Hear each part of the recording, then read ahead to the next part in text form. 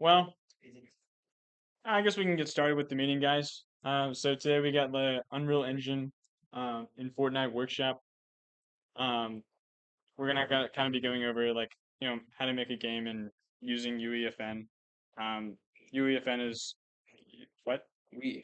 Oh yeah, Yeah. yeah, we. Hmm. Um, yeah. Uh, UEFN is how Fortnite is being developed in that. It's being programmed in Verse. That's something that we're all kind of gonna go over. And you also can publish games to Fortnite. So kind of wanted to go over that and kind of expose you to that. In other news, next week, guest speaker Jacob Stone is coming. He's a gameplay programmer at Epic Games. So we might have a different room for that next week. So just stay tuned for that. Um, but yeah, no, we'll probably have a time for you guys to like ask questions as well. So um, could be cool if you guys like came with questions or something like that at the end. Um, but other than that, I don't think there's a whole lot of news. So I'll let Brock and S'more uh, introduce the UEFN workshop. Thank you, Yeah. Nathan.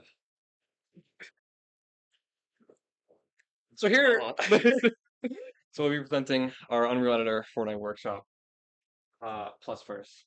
We'll mainly be tackling like the first portions, maybe a lot of just what the editor can do and all the features that really anyone can access. But then we'll be going into depth a little bit of how like verses, and you'll see what that is. But that's going to be a more programmer oriented part of this workshop. And then we'll go through some slides. We'll do some of like some showcases of how whatever we present on the slides, how that works and looks like in UEFN. And then at the end, we'll leave it with like some little almost like exercises or like a little workshop for you guys to do. We'll have like a programmer one, like a an artist one we can design some, but uh, Okay. As a yeah. no, I'm Brock. That's more in case y'all don't know. Oh yeah. All right. If you want to go ahead. Yeah. So what is UEFN? So UEFN stands for the Unreal Editor for Fortnite. And that is an engine that uses, it mimics a lot of Unreal Engine qualities, hence the Unreal Editor. And it is a free-to-use engine made by Epic Games. But this one, UEFN, is specifically tailored for making Fortnite games, and they're called islands. Something that they stressed a lot in. There was like a presentation during that Unreal thing at GDC. But yeah, called islands. I guess to just differentiate them from calling them games, whereas a comparison that a lot of people have made is to Roblox, where Roblox has their own editor where you can make your own Roblox games and upload them to the site. In a very similar fashion, you can do that with UEFN, where there's a portal where you can choose from a lot of the different islands that other people have created. Forgot. Why would I want to create Fortnite islands? This is a question that you may be asking yourself. Ability to use existing Fortnite assets and mechanics. People like Fortnite. I like Fortnite, and it's is a they are tried and true like visual styles and mechanics. So being able to use those and then just be able to implement those into your own games is a very was that is a very useful feature. Again, a lot of people like Fortnite, so you have a large established audience that you can publish your islands to, um, and the opportunity to make money. Ka-ching. Based off of, and this is based off of player engagement.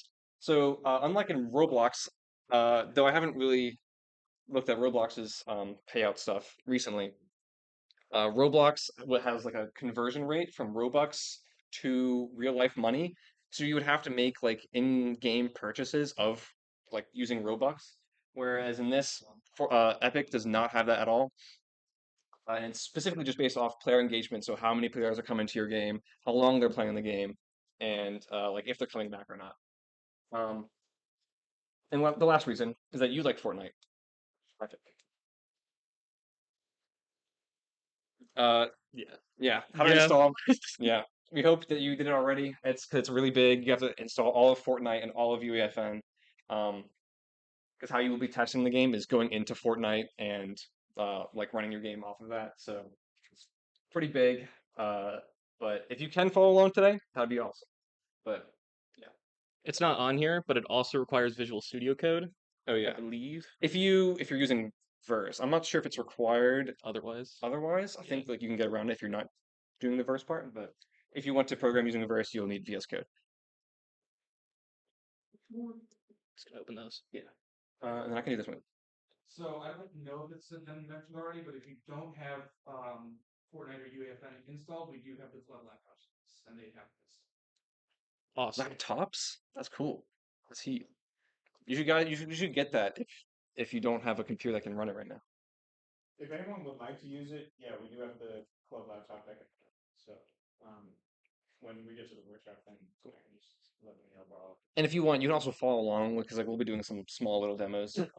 But uh, so there's four different types of games. One is classic Fortnite. Whoa, Whoa. not necessarily battle royale. Right now, Fortnite's big image is their battle royale mode. But it also started as a completely different project, and they're kind of going back to the roots where you can make those different experiences using the Fortnite characters, the weapons, all the movement mechanics in there, and as well as like I think you can still yeah breaking buildings and crafting. You can also like turn those off for your own game. You can customize it however you want. And I think right now that is the way to go. However, we also have Lego Fortnite, Rocket Racing, and Fall Guys.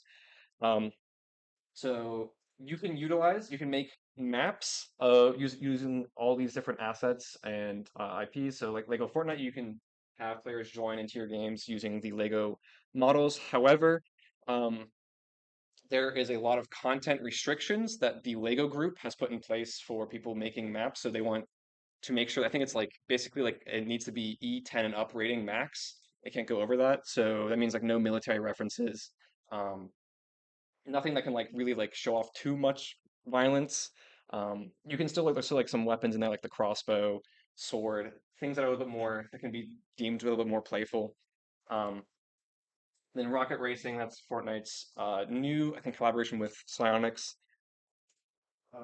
Something I think is really funny, but Fall Guys editor for Fortnite has better creation tools than the level editor in true Fall Guys. Oh yeah, I didn't even know Fall Guys had Yeah. a level creator. That's cool. Um, but we have Rocket Racing and Fall Guys. Both of those you're going to be using most of the time. I think for like those two specifically, Rocket Racing and Fall Guys, you're really making maps, and there isn't a lot of like new mechanics that you can build off of that unless you're going to be programming a lot in verse. Um, Whereas like in classic Fortnite and a little bit in Lego Fortnite, not as much as just classic Fortnite, you can make use of a lot of devices that we'll be talking about later that are a lot more accessible and easy to use for creating these like different mechanics. So today we'll be doing it in classic Fortnite. Okay. So this is when you launch UEFN, you'll be There we go. yeah, you'll be prompted to choose like to use some different templates. We chose just a generic grid template. This is also where you would choose if you would be doing Lego Fortnite versus Fall Guys versus Rocket Racing. Um, this is classic Fortnite. Um, I can go over some of the top stuff real fast. Most of the stuff that you'll be using, if you like the little project tab, Project. no, Once I find yeah, it. Um, new open project, project settings. Yeah, this is what you will see when you first launch UEFN. You'll select one of your projects here, and there's all the templates that you can choose from. The little Fall Guys means Fall Guys. The flag and timers, rocket racing. These are all the classic ones, as well as the Lego Islands. Oh, I was. Yeah, they're really different. Um, Go for it. oh yeah. Um, And then with the creator portal, which we'll talk about a little bit later, this is how you would be able to upload your island to Fortnite, so that you can do play testing with other people that aren't in your group, or just publish it. Actually, there's a little bit more with actually publishing it, but you can Yeah. publish. It's from here you can only publish private versions, and then to publish a public version, you'll have to go through a few steps to ensure that your island gets the correct rating. Um, Other than that, these little block plus, right, it's a project. That's how you get your basic shapes, lights. I don't really use it a lot, as you'll see later when we get to the content browser. It is very useful to use a lot of the already existing Fortnite assets. After that is Fab. That's the or it's like the community and like Epic Games. You can find a ton of assets from here that other people have made, either to pay or for free. Um, yeah. And then after that is Verse. That'll open your VS Code, and also like the little check will show if it's compiled correctly or not. Um, and then Launch Session. Should I hit this now? Sure, yeah. Okay. Launch Session will open up Fortnite for you and match you into your own private session of your map. Oh, never mind.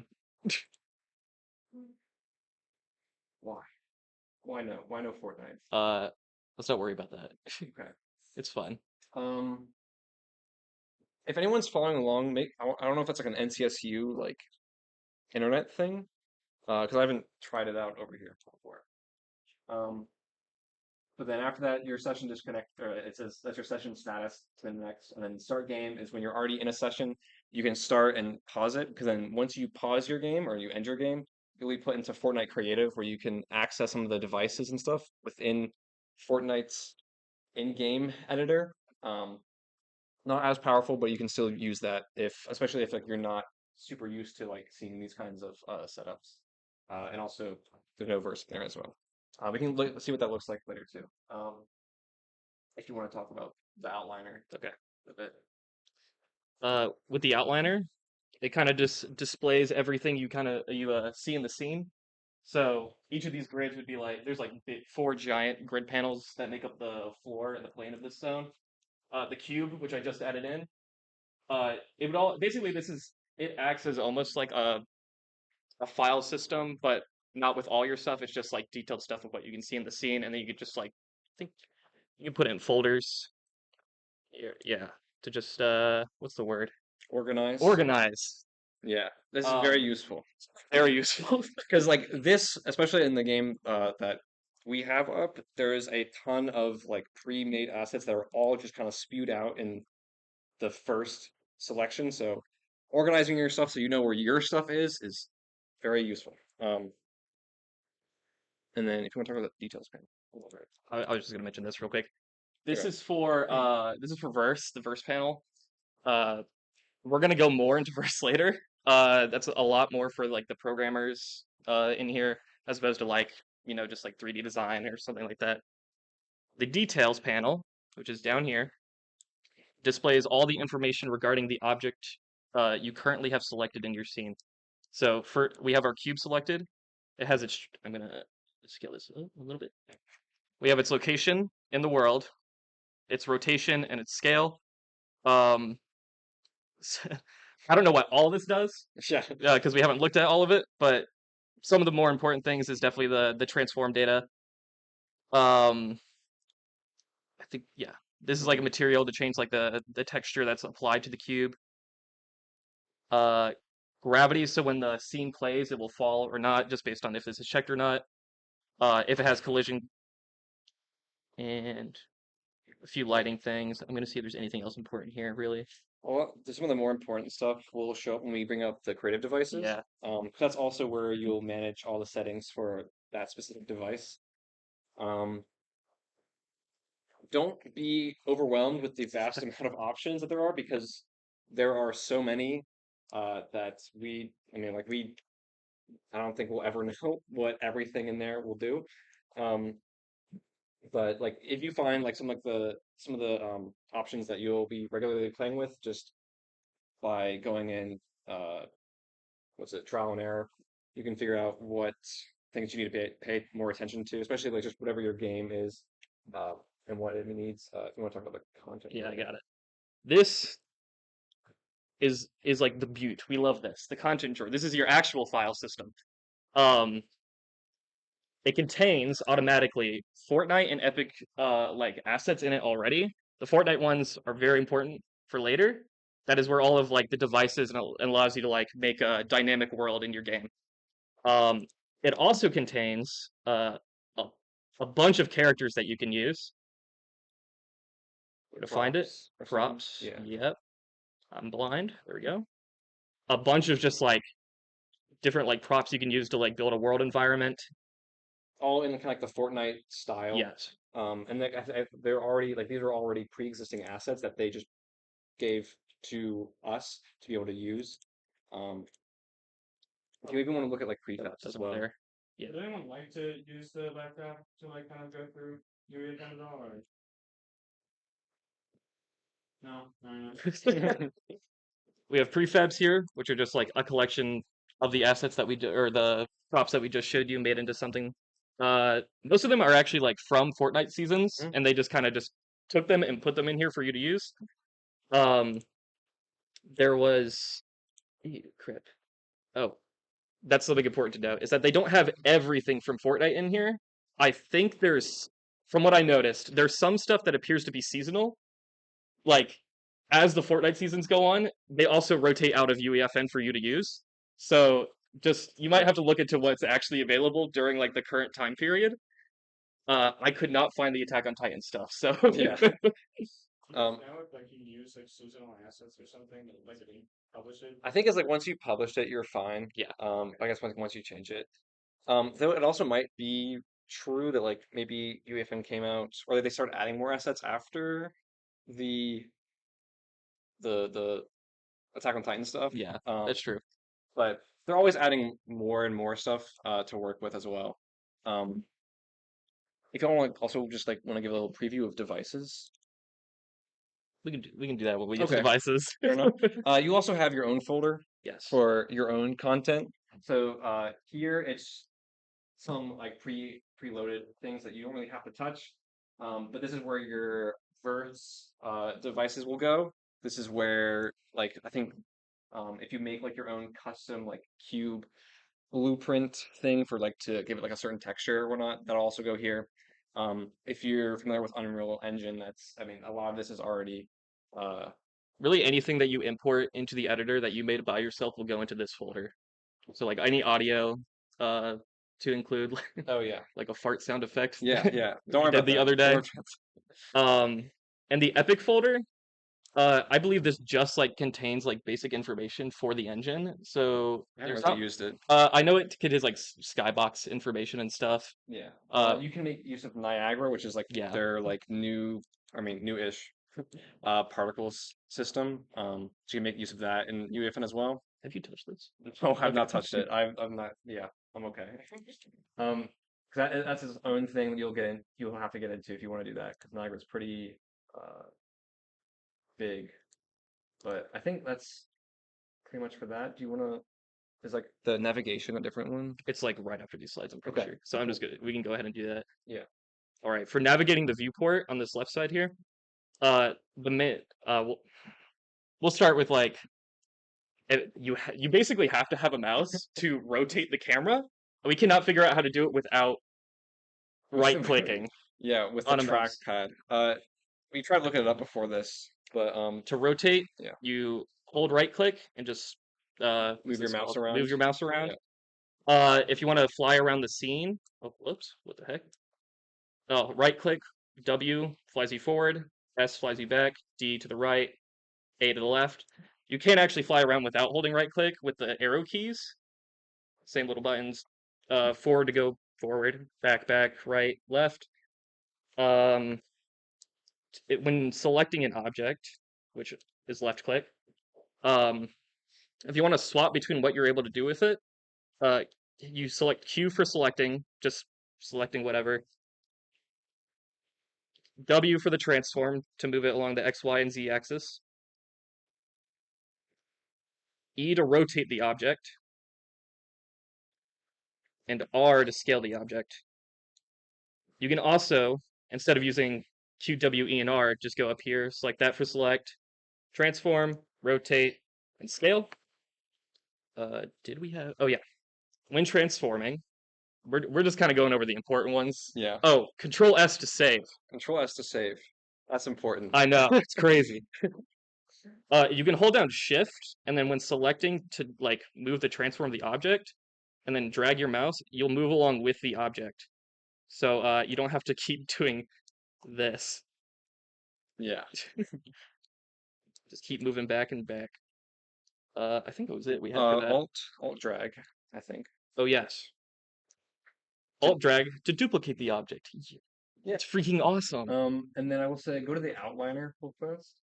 Outliner. And then click on just like I guess click on boardwalk archway too. Gotcha. And then hit F. F will center your camera to the location, so that's especially useful when you're making really big projects with a ton of assets and you want to do one asset in specific. I think you can also just double click, like just like double click on cube 2 or something. Oh, you mean over here? Yeah, or like anything, honestly. Yeah. Whoa. I'll also move to there. Clean. Yeah. Okay, move on. Boop. Whoops. We remember that. Yep. Time to drawer. Creative devices. So creative devices were first made for Fortnite Creative. That was before UEFN. That was Fortnite's in-game editor, where you could create your own islands there. And those are devices that aren't always visible in the world, but they would be able to provide some kind of logic or mechanism for whatever you want your game to do. The bottom left right there is an image of our game that has a ton of item granters spewed out everywhere. There might be a better way. I don't know. There's a ton of them that lists out like a bunch of. There's a better way. Yeah, that's probably is. But on the right here, this is what the out or no, was it the outliner? No, not the outliner. That is the details panel. Details. This is a details panel for an item granter. Again, it gives you a bunch of options for what you can do. Here, like has the item list, a list of items that thing can grant. Though all the different creative devices will have their own options that you'll have to explore. We'll go over some of them in like the next slide about like some of the ones that we think are the most important. At least at a beginner level. So like here I dragged in a shotgun from like the Fortnite weapons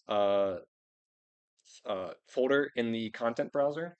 And I just drag that right into here. So then whenever you call one of the functions in here to grant the item, it'll grant that shotgun. You also have other options like grant condition always. I think all the other options there are like if their inventory is completely empty, or it'll grant only if the player doesn't already have the item listed here. Bunch of other options too. Here are the functions that you can manipulate in the editor and also in verse. We'll get the verse part later. But here it has the grant item function. That's how you actually give the player that item. Enabling and disabling just means that like even if like the grant item function gets called on a specific player, if it's enabled or disabled for that specific player, then based on that they will either receive it or not receive it. And then you also have events. So on item granted, then that can call a function of another creative device. And we can, I guess we'll go to the next one first. Okay, this is what it looks like in Fortnite Creative. So if you walk up to one of the item granter devices, it has this list of items. It's the same list of items that appears in the editor. So all this can be done in Fortnite Creative so far. But I think personally, it saves a lot of time using UEFN. Because as these menus are a lot harder to navigate, I'd imagine. But it's possible. So like a lot of these functions as well as all the options for it. Let's give me the next one. Some of the important devices. So we already went over the item granter on the top left. That'll display like the whatever item that you have put in it once you're in the game. Button, that's for basic interactions. So if you want to make something interactable, there's ways. So like, so even though that this button looks as it is, this is like how you'll make anything interactable. So what you'll be able to do, we can show, is that you can hide the visibility of the button and then increase the interaction radius around a different object.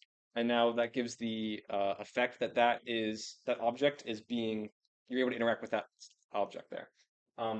So one thing to note about creative devices, because like that is kind of like a weird example where you're hiding the button and you're making the interaction radius go around a different object.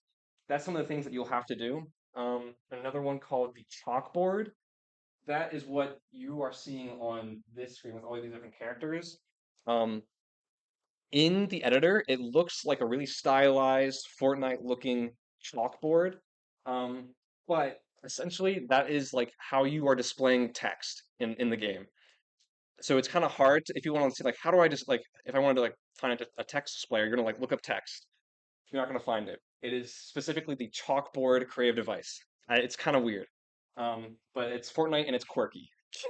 Um, then we have the teleporter, and that has like that's like the rift from us season, and I think it's probably still its seasons. Um, but that's how like you can teleport players. You can call it teleport functions. You can call on like a it'll emit a signal like on teleport. Um, and again, you can hide like the actual visual effects there. So I think like for our cases right now, we have it hidden because we don't like the style of that in the games that we have been making. Um, and then finally the mutator zone. Um, a lot of really useful functions within or like options that you can choose within. So basically, it affects every person and also certain other objects that exist within the mutator zone. One that I've utilized is like if you want to have if you're making like some kind of gun game, but you want to have like a waiting area or like a yeah like some kind of waiting area before like they can actually start shooting each other and dealing damage to each other. You can have it so everyone in there cannot shoot their gun, or you can have it so everyone does not take fall damage in there. Um, or you can have it so like whenever someone enters that box, you can call some function in your verse code to do even more things. It basically acts as a collision box. Yeah, it's yeah collision box, but it has its own functions as well that you can access in there. So if you want to take a look at some of them, Yeah, just make sure. We can go over this one too. okay. Do you want to go with this one? Sure. Yeah. The level sequencer. This is how to get stuff to like actually be like animated within the scenes. It actually requires two devices to get it to work. Well, The one's a level. device, and I thought they were uh both devices. one's a This is device, and the other one is like an Unreal like object thing that'll go in your okay. own content Sure. drawer. Yeah. The cinematic sequence is what has the thing in it, though. Yeah, the cinematic Yeah. sequence device, because that's what this is, where it has Okay. that instance of the level signature Okay. in it. The level sequencer is there to play the cinematic sequence device, basically. Yeah. You can just put in anything you really want to. For this, I had like a little, this like zip line come out from the ocean to a yacht over there. Yeah. This doesn't. It's like how in the Fall Guys. In Fall Guys, it's how you would get the like the hammers to spin for you, so it Yeah. will knock players off the like obstacle course you make. Yeah, which is very important because I guess right now all the Fall Guys props and assets do not actually retain the same functionality that they have in Fall Guys. So like the bounce pads don't bounce you.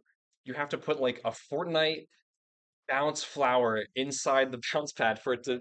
So you'll do a lot of that working with UEFN where you like I want to get this thing and you're like oh I want a bounce pad but it's like nah you need a bounce flower thing and then you make it invisible and you put it in the object. It's a lot of being creative, being quirky. That's what UEFN likes to do. You can also I gotta go back to that. Right here we're just showing like a simple transform. There's also a lot of other things where you can change save the game, state of players, similar to like how I think in um, the Godot demo on one of our first nights, you can change some more things than just how something is moving or looking. Um, but yeah, that one you'll have to create the level sequencer that'll go into your content drawer if you want to actually. Yeah. Yeah. So you'll have to go to like our content. Yeah. And then like right click in there, hit cinematics Yes. and level sequence. Yeah. And then within there, you are able to add. If you like see that little add button on the left, yeah. It lists every prop that exists in your level. So naming conventions, make sure you name your objects something that you will be able to remember, or again have folders so that you know where things are. Um, but if you want to choose like one of the cubes or something, Big cube. yeah. Cube. And then from there you can hit, yeah, I think yeah we have the transform already. I think. So then there, it's a similar to Godot where you have to place like the key. I'm gonna be Point? real. I've done this once. I don't can- remember how to I do it. can I can do it. Yeah, because I did it recently with the Fall Guys stuff. So you enter the key point, and then like I don't know, let's say, yeah, just like go the full distance for this animation, move it all the way over here, Whoa. and then boom, key. So now during that time, it goes from that one keyframe to the other. Right now, it actually has a smoothing effect to it, where it starts off slower, gets to its max speed, then slows down. I remember a certain way that you could change that. I think you have to right click on it. Yeah, so it has Mm. uh, some different like interpolation functions. So we can do linear so that it moves in linear time. You also have to hit it for both points if you want it to move the same rate. So again, so now it's constant speed throughout the sequencer. So we save that, and then if we want it to actually play, then content drawer. You got this. Ugh. Content drawer, we go into our devices, and we'll go into the other devices that we talked about as well, but we'll look for the cinematic sequence device. Drag that into your thing. That gets put into the same outliner as like what all your other verses and prompts will go. And then in the details, you are able to specify that sequence, that level sequencer that you just created. So if you go back to our folder, we have our YA sequencer, and then we can drag that directly in here. And then here it has a loop playback, so you can have it just if you hit loop playback, it'll like teleport back to the beginning. So if you want to have it smoothly go between the two, you'll have to make that animation yourself. And then also autoplay, which is usually how it is. I would show it, but I don't know if the launch testing is working right now. We'll see if we'll launch later. Okay, and then we'll go. I think now we can Got go into this. the other. Yeah, we can go to some of the other devices. So I as think you we'll do button. I'm gonna do button. Yeah. Button. Button So- is good. Yeah, button good. In Fortnite, under devices are all the devices you'll really ever need to make your game, really. There are a bit I'm gonna mention this. There's beta ones. These ones are I do not believe you can publish them. Okay. I think there was like they're for testing at the moment, and then once they eventually they'll get out of like beta, and then everyone will be able to publish them. Again, something to note, UEFN is in its very early stages. Yes. They will continue to add more and more to it until they think it's pretty chill. But right now, it's still like very early in its stages. Just closing that. Okay, for now, I will show how to basically implement a button that will teleport you to a location with a teleported device and a button device. Yeah. So you search for button within the Fortnite folder. Just hit F. We'll just have search for teleporter. We'll just put it like there. Sure. Boop. Select the button under eventually. Where is it? So this the button under the details panel has an on interact event that you can basically reference from all other objects for when it becomes gets interacted with. Mm. So from the teleporter, I selected it. Yeah, you did. Okay. From the teleport, to actually teleport the user here, you would add in an element. You can add in multiple like button locations. So Or even like events that aren't buttons True. as well. Like if you have like the mutator zone, where once you walk into it, you can have that event of you entering that zone be sent to a function. And a key thing to note too is that you can't you go to the function of wherever you want to happen, and then you find the events that will trigger said function. So here we found the button device, and again, if you could show, oh, you deleted it. yeah. So yeah, here it again pulls up everything in there. So name your things. We have button, and then you choose on interact as the event. If certain creative devices have more events that they'll be emitting, then you'll have to choose the right one for those.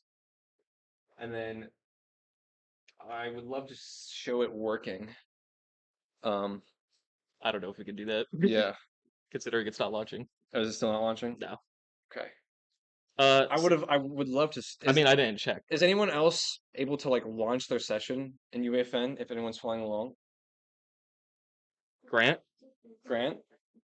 Grant, you able to launch? Is it not launching for you? Dude, You can try it one more. what are you on right now? You can? Do you want me to go again? Okay. What internet are you on right now? It's on EDU room. Get back in his Fortnite build. Do they Invalid region? What does it mean? We have no region. Try restarting like UEFN. Yeah. I guess while that's going on here, Do you want to start talking about Bruce? I could. Sorry. Have you guys ever ran into problems about like the maximum size? Like I know when you want to Yes. about like Yeah, there is a like a size limit for that. As of right now, we haven't. I think that's like a lot of like right now, I think like the game that we have is a little bit above half. Yeah. For like its like size, I think that's mainly from the props that you export in. And like right now, we are using like a preset, like pre-made island that has like a ton of props on it. Just because like they're very thorough with how they make their content. Um, so like not recently, and I'm not exactly sure how like you'd want to minimize that or like what like specific techniques or things you could do to tackle that. But If you're Yeah. in the like editor for your like within Fortnite in your level, like testing it, you can see how much at the top of the screen there's like a little like bar that shows how much like space you're using up out of the max that you're given. If you ever need to like figure out if you're going over. Yeah, I think a lot of it does just come from like the props that you have in the world. So I guess like if you're using a pre-made island and you're not going to use all of it, then delete the ones you're not using. But are you launching it again? We'll do it in a second. Okay. Okay. I guess first, so now that we're going to talk about a little bit verse. This is going to be like a kind of lengthy section of this too. Verse is Epic's own programming language that they made for UEFN. And if I'm thinking correctly, they want to transition using Verse into Unreal Engine as well later down the line, if I'm correct on that. And it is really nice. It allows you to access all the functions and events that creative devices have in your Fortnite island. And can also do all other things that OOP programming languages can do. There is scarce documentation. A lot of documentation is like tutorials, which is kind of odd. There is like some. I've been able to find a lot of the stuff just from like going inside of my own verse code and like trying to find the definitions listed in like the other packages that like you come prepackaged with, and they kind of give like some functions that exist in certain objects that don't exist in documentation. Surely that will expand because it's in beta stage. Surely, documentation always comes first. Yeah. But as for right now, we do have our goat, Graham Bull. He's just a YouTuber that I learned a lot of my verse programming from. It's the best. And yeah. So I think one thing I can even talk about right now that he does is that the player class, you can't really access the player class or add on to it, but you can make your own custom player class that you can access with a map, and that's something that he does a lot. And if you want to learn more about that, check out his YouTube channel. Oh, and this one too is funny. Trying to look up certain documentation or how-tos. How to access parent in verse. How to parent according to scripture, because it's verse and the Bible. It's funny. So make sure to specify UEFN after that. Because yeah. I mean, also that's what you're looking for. Snowboard wilderness outfit. What? Snowboard wilderness outfitters. How to parent according to scripture. It's cool. Okay, we can move on. Brody. So once you make your verse, you'll be making a verse class that usually it'll inherit from. Okay, if you want anything that does anything to the other creative devices that exist in your Fortnite island, you'll be extending the creative device class for UEFN. And that will give you this. This is something that you will, once you compile your code, it is something that you can drag physically into the Fortnite island that you can hide. You make it like you uncheck it for visibility. But at least within UEFN, this is now how you interact with your code and all like of your exposed variables that you'll be creating in your code to like reference other creative devices. Um, but yeah, it's cool. It's heat. You'll see more of this in a second. Yeah. Uh, some fundamentals of verse. If you want to start. Okay. So again, this is for more like the programming side, if that's what you're more interested in. If you're more of like the 3D design of the levels and stuff like that, like everything that goes in it, this is probably not for you. But some things to start off with, conditionals. They do support Boolean conditionals and expressions. But it can also check to see if something has like executed like successfully. So you can like put a function in an if statement, and if like it doesn't just like finish running, it'll just count it as a false for whatever the conditional was. So you say can, but it requires Oh yeah, that's right. that you do this.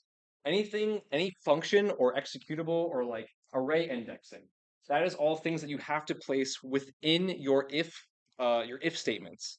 Um, Later we'll talk about multi-lined if statements, where you'll say if and then you'll have like a bunch of lines, and as long as those execute and do not fail, you'll progress. Your code will progress into your then block.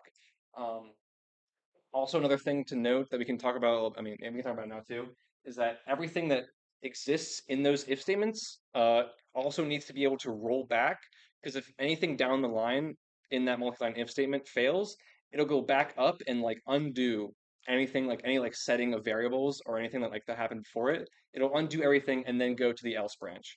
This is essentially how you can make Fortnite islands that never crash, that never break. It may break on your end where like something doesn't do what it intended, but it will not crash. It won't stop the game from running. Um, so it's a very, I think like on like Fortnite and like their server end, it's very useful for them to have this kind of feature. Um, it also, in a weird sense, helps you kind of like see and check for these kinds of failures. Even though like you're not explicitly like checking like the indexing bounds, you're still knowing that like these types of functions can fail, so you can kind of plan around that as well. Finally, for conditionals, we can talk about that one. Yeah. This one's very simple. There is no equals equals. It's just equals. That is Yeah. like how you check for if two things equal each other. And I guess like a little thing there. So like if you want to actually assign a variable Yeah, some kind get to of that. some kind of thing, you have to use a set keyword before it. Because otherwise it will be checking for it'll be making an expression to check for true or false. Uh, Debugging, use a print statement. Yeah, I That's think there's definitely a debugger, but I checked. are you sure? It says debugger Oh, and then it goes Niagara. So that's the particle oh, system. So there's not necessarily a debugger that like lets you like put breakpoints through your code as of right now. So print statements are your friend, and you probably all know that. If you types and variables, I can talk about this too. go for it. The what's it called? The like the way things are done. What's that word? Convention. Okay, the Thanks, convention Grant. that UEFN uses is that variables are uppercase and types are lowercase. That is different from a lot of other programming languages. So there's been a lot of times where I'll be messing with my code and I'll be thinking that something. Is it working? I think it's working on this laptop. So like if you wanted to share. Awesome. I think that'd be nice. Yeah, I don't mean to interrupt you. Yeah, you're good. What else? Oh yeah, so there's been plenty of times where I'm like I have like something a capitalized variable, and I'm like, oh, it's checking for a type. Nope, that's the variable. So that's something that you'll have to kind of like get used to when coding in verse. You can like change it so that your names are different, but like everything that Fortnite and Epic has provided to you will use that convention of capitalized variables and lowercase types. I think, yeah, in strings, you're able to like put certain values within the strings using the curly braces. Uh, that's how you do that there. And then there's no null keyword because null pointers means scary. So again, Fortnite does not want your game to crash. So instead, if you want to like assign like a nothing value to something, you have to use something called an optional, and that's marked by a question mark before the type name, indicating that it can either be that or that variable can either be any instance of that type, or it can be false, and that's essentially like null. So it's useful for those kind of use cases. And finally, no end of statement character require. There's no semicolon. You just hit enter and you're chilling. Yeah, syntax. I guess before we go over anything, this is something that you can do in your game, and I think it's really funny. You can get an instance of a player and do dot send to lobby, and they are kicked out of your game and they are sent to the Fortnite lobby. Uh, and it's really funny. So, do with that what you will. It's very powerful. You can go into typing. So var keyword. This is how you can instance a variable that can be reassigned. It looks like slashing. Without using the var function. You are creating a constant that cannot be reassigned later. But if you're using var, you have to have a semicolon and then the type and then your assignment. And then you can also declare something private with the less than or greater than sign brackets. Okay, you actually cannot do this with var, I don't think. But without var, you're able to do colon equals something, so it auto types something. So like here, we have a color, and just auto types to whatever the color type name is. But you can only do that if you're making a constant. Object initialization. Again, you are declaring its type. You're doing this type again and giving it empty curly braces to create that object, that empty object. And then here is the optional syntax here. So again, the question mark for the object type, and then you can just declare it as false. I do this a lot for player references, as you might not always have access to those because like people are they're constantly joining and leaving your game. One thing to know about player references is that even after someone leaves your game, that player reference will stay in your game. And that is how you can do save data because you will always have access to like, you can create like a map and have a player map to like some kind of save data that can persist within your game.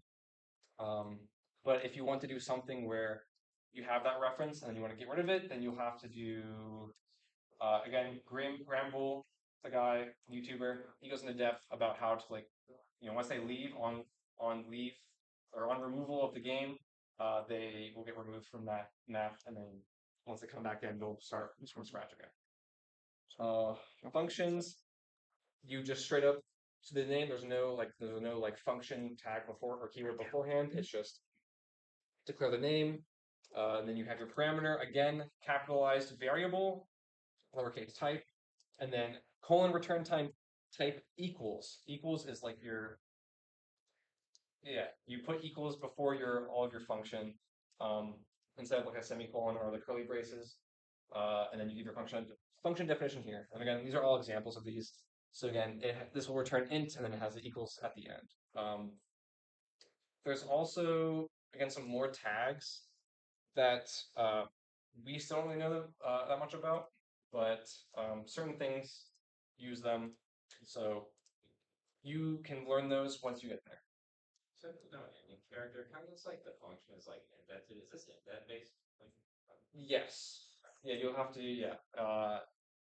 Yeah, it's indent based. There's still like for like things like functions and like if statements. Like functions have like the little equal sign at the end, and like if statements will have like a colon at the end.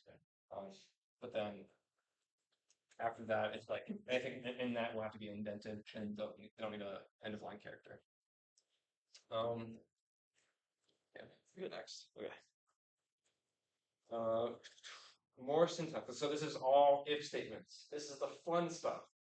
Um, classic if in parentheses condition do something else, do something else. Um, and again, that can either contain an actual expression where if it evaluates true, it does that part, and else it does the other part, or it can be something like here. This is assigning a variable to uh, a an object in a map that's being indexed or given the key of a player. So I guess like one thing I should note as well, anything that has square brackets denotes some kind of expression, function, array indexing, like any of that, that denotes that that can fail. So anything that has square brackets, or your IntelliSense and VS Code is telling you to put a square brackets on, you also have to put within an if statement. So again, these multiplying if statements, they will go through and ensure that everything in here succeeds before moving on to then. If any one of these fails, they go and roll back the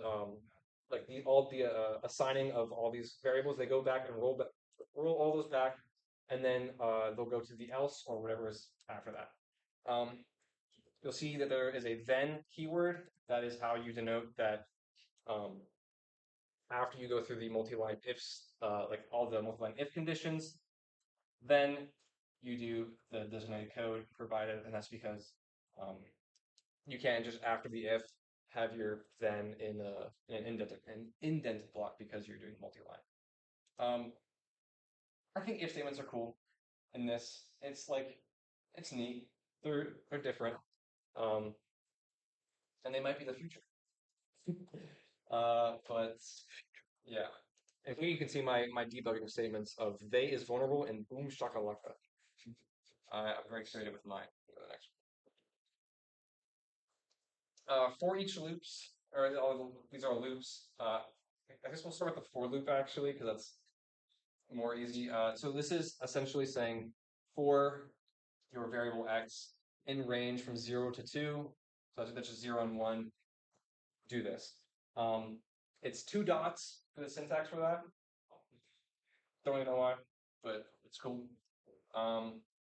For each loops, your first will be this is pretty like a similar syntax to like some other coding languages, but you have your variable that whatever you're iterating through, like that will be assigned to this variable, and then you have your list, your array, your map, whatever. So I have like in this function, I go through all the players and then I call my onPlayer added function given the player. And actually that use case is because of a certain race condition. Race conditions. Oh my goodness. Where basically people can join your game before like there's certain events that you can subscribe to within Verse, and we'll get to that in a second. Sometimes players can enter your game before that piece of code is run. So then this is like basically checking and like catching all those players that might have joined beforehand and running them through that function. Then we have while loops. These are just denoted as loop. There's no condition tied to it. How you get out of those loops is you have your condition of how it will break, and then you put a break statement after that. But otherwise, that's pretty standard while loop stuff. Any questions there? Swag. Swag money. Hit the next slide. Well, we actually have like the regular for loop. Oh, I went through that. I did that You first. did? Oh, you did that one first. Yeah, because Okay. I was like, oh yeah. We actually just learned about this. Like, we did not know this existed. You must using for each, you know? It's whatever. Someone brought up a good point to me the other day where do we know if this increments by 1 every time? This one does. And if there's a way That to one change does. that other than just set the x value like +1? That's a good question. I must have that one. Okay. It probably is. Maybe like you put more dots. Yeah. And you increment value. Either that or you can do that in a while loop. But there's probably a way to do it in the format. Class declarations. Again, type is lowercase. So like this is like if you create a verse script in your game, which we didn't get to show off quite yet, but whenever you create it, you get like some different templates. The main template that you'll be using is assigning it to a class that in the parentheses, this is the derived or the this is the base class that you are extending. So yeah, it's class name colon equals class and then whatever your base class that you will be extending in there. So like usually it's a creative device for many of your own purposes, but then you can have your own devices extend other devices that you made, and it's chill. And then libraries, it uses the using keyword, and all the references are to like either Fortnite.com or verse.com. A lot of these are actually like provided. Like if you try and call a specific function that's not you're not like able to use with your current libraries. VS Code and like the IntelliSense that Fortnite provided VS Code is pretty good at catching that and just saying like, hey, import this library. So like usually you don't have to worry about that. I haven't had a problem where I've like oh no, what library do I need? Usually it just told me and I just have to put that in.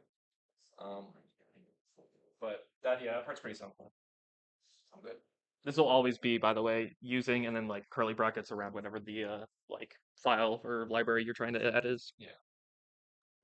I feel I'm like really far away from the mic now, so tough. Yeah. Okay, yeah. So now here is how you can change variables. Again, this is only to variable name or variables that you have initialized with the var keyword. And then you have to use the set keyword before you make your assignment. Assignment. Sheesh. I'm really good. Sorry. My apologies. But so for your assignment, you put set and then your classic assignment expression. Because if you don't put the set, then you're making a conditional expression that's checking if this variable name is equal to 0. Because there's no equals. But you can still do your classic plus equals, minus equals, times equals. And then casting. Casting is also a little weird because usually you are doing your variable that you want to cast, parentheses, and then in that parentheses you put your type in full languages.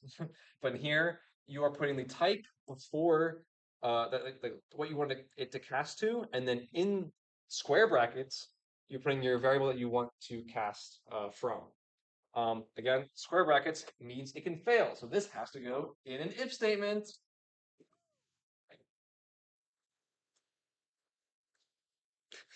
If you want to talk about this one, I've been talking about it.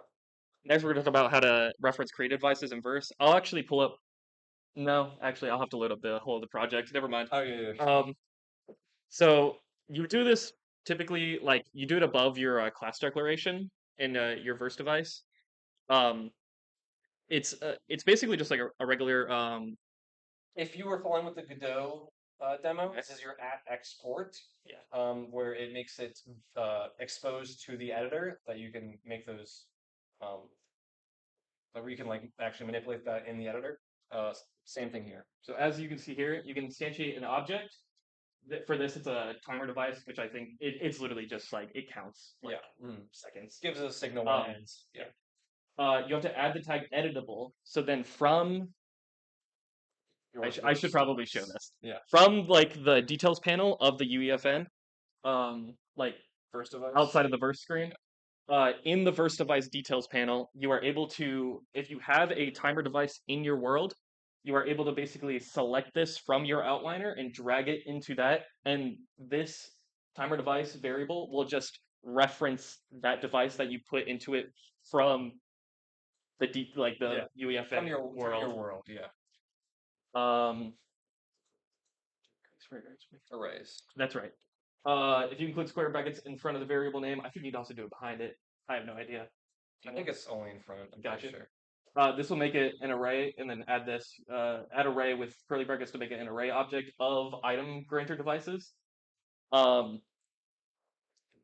that same like sort of like verse device, it'll now be like add one object, add two, add three, add four, add five. You can just keep adding for how many ever you need to be in the array, and it will still be like objects in your world you put into it. Oh, this is this is probably one of the only examples I could think of where this does not need to be in an if statement. These brackets. Oh yeah. Square brackets Yeah. do not need to be in an if statement for initializing arrays. I've lied to you. I'm sorry. There's And- probably more that we don't know about. Yeah, that's right. Now this is kind of what we kind of talked about this already, where now you can, upon compiling your newly made verse code, this will now be something that exists in your content drawer. It says like a verse class, and you can drag that into your world, and it makes that. Again, as you're visible in game, usually you want that off. It's auto checked on for some reason. So like it'll do nothing in your world unless you make it do something. And then here is all of our editable tags. So we have our AFK timer, and then our arrays of all of our grantors. 65. Dude, yeah. There's definitely a better way to do that. I think we just needed to make the item granter itself be an array of the items, as opposed to making an array of the item Our granters. first project, we were learning, guys. I swear. Okay. Then we have like our button, our TP, and then this arenas thing. This is a different verse class that we made for this project, where now we're able to reference our other verse creative devices from that. So you can have all your devices talk to each other just like you would with any other object-oriented based like programming system. And I think and that's still for now. If you want to show off some stuff, that would be kind of sick and baller and epic. Games. Freak, wrong thing. Sheesh. Did my editor close? Oh, I closed it and I forgot about it. You want to pull it up on this one, or just like? Oh wait, I guess the stream wouldn't see it. Yeah. Just go ahead. I'll pull it up once Okay. we get to the workshop page. Okay. Yeah. And then we'll start. We'll demo some stuff there too. Okay. So now utilizing these devices that you've put into your verse code, you can access the events and the functions from those creative devices, and do more things than you could have just strictly in the editor. So here we have a button device. So whatever your reference for your button is, dot interacted with event, dot subscribe. All your events have to be subscribed to, and then you pass in a function name, and then your function, and then it has to have the same name, and then based on each event, they have different Parameters. objects or parameters that they'll be passing into your functions.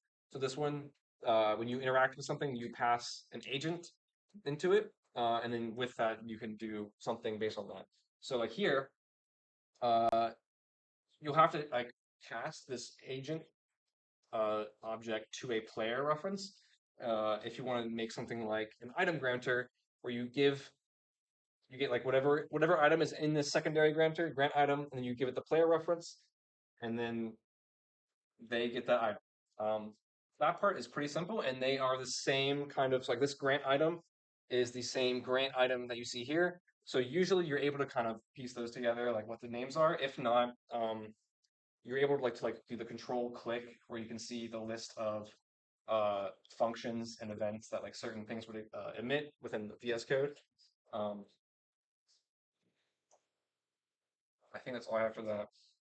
But yeah, and Oh, yeah, this is the good part. This is where you make money. This is where you make money. UFN Creator Portal.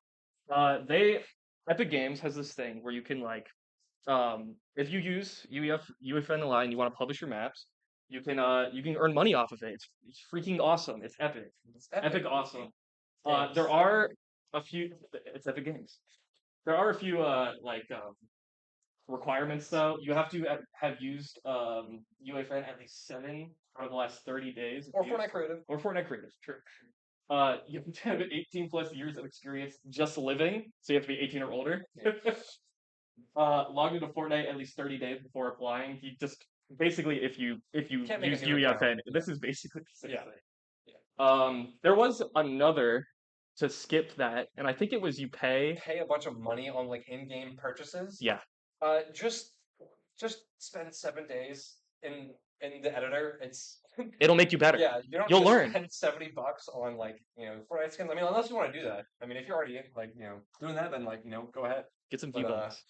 Yeah. And then that'll give you access to stuff like analytics. So this is our game that we made and our player count. Up here, it's at like the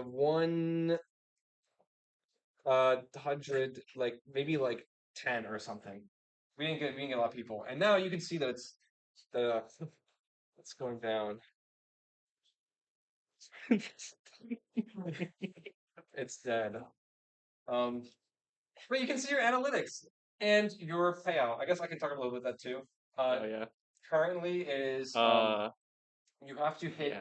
the $100 mark before you get to see any of your money. And if you don't hit that $100 mark before a year has passed, since you hit like that first dollar or cent, then you don't get any of it. It gets wiped. And basically, you get paid either once you hit that $100 or monthly, whichever comes later. So like if you're making money, then you're getting paid monthly. If you're making nothing, you're getting paid once you hit that $100. I think. Oh, also from the creator program, we didn't really talk about this is how you create your teams. Oh yeah. So like this is like when you apply to be able to publish, but you can already make an account on the creator portal. But you only have access to creating your own teams. And that's like so like just me and Brock are on a team, and that also gives you access to the I can talk a little about the version control. Because the version control in this is within the editor itself. This is not you're not using GitHub, you're not using any other version control system. You are using what they have built into the editor. For the most part, it's pretty good. I haven't had too many complaints with it. You just hit it's like a check-in changes at the bottom right of your screen. We can maybe show that once we pull that back up. It But, surprisingly has a little bit of trouble with verse. I was messing with it the other day, yeah. or messing with verse code that you were also editing, Mhm. and it was like, you just need to choose one. You're choosing your code or my code, and I was like, Yeah. well, that kind of sucks. But It was also I think it's also it's again there's a lot of safeguards against your game crashing shown with the verse if statements, but also within the version control system, if you have made a change to a specific object, but you haven't like checked in your change yet, there's a whole version control thing where if you edit the same object or script or whatever, then like you would have merge conflicts. Basically, once you touch an object, you have checked it out for yourself, and only you can like access that on your local system. If anyone else tries to access that on their system, they cannot. It says like this has been checked out by this user, and until they check it in or push it, as the GitHub users will know, then they cannot mess with it. So it's pretty good. I think that's a pretty good feature. Workshop time. We'll also try and demo some stuff. yeah, I'll try to pull it up, but we'll go over this first. Yeah. So we have a few different things. So if you're a programmer, or if you want to use it in the editor as well, we have so you can make an interactable portal potty that grants any item to the player who interact with the portal potty, as well as teleporting them to like some teleporter location. So essentially, make it so the hint button device will let you interact with the portal potty, and then do call two functions with that event. as a note, that can be done entirely inverse or entirely in the editor Mm. or both if you Or want both, to. yeah. Just leave that up to you. Yeah, it's up to you. We can also, if anyone has it open, we can look at it and help you. But if you're not doing it, like maybe okay, we'll see. But or you can make a fishing hut with a dock and fishing zone utilizing props. Again, Fortnite has a ton of props that you can already use. So explore that folder, see like what kind of props you might want to use to create your own little setting. Here's just like one that we have for you, and then you can use with like that level sequencer that we had to animate some kind of prop and do something cool. And we have hard mode here because this is something that we're trying to figure out currently is how to create a C behavior script and have it work. So if you want to do that and tell us how to do that, that'd be really cool too.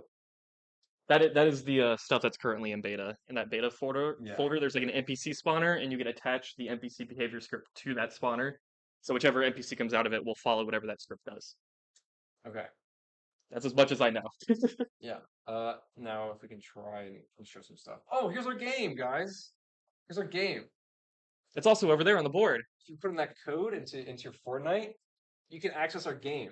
And something also that you can do is you can hit that like button and the favorite, like and favorite our game so that it can like that graph can like start going up a little bit.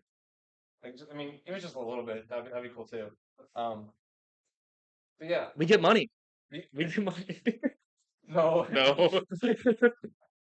um, That was it. yeah, okay, and then we'll try and Yeah. demo. I'll try to pull it up. Those are our slides, guys. Epic awesome.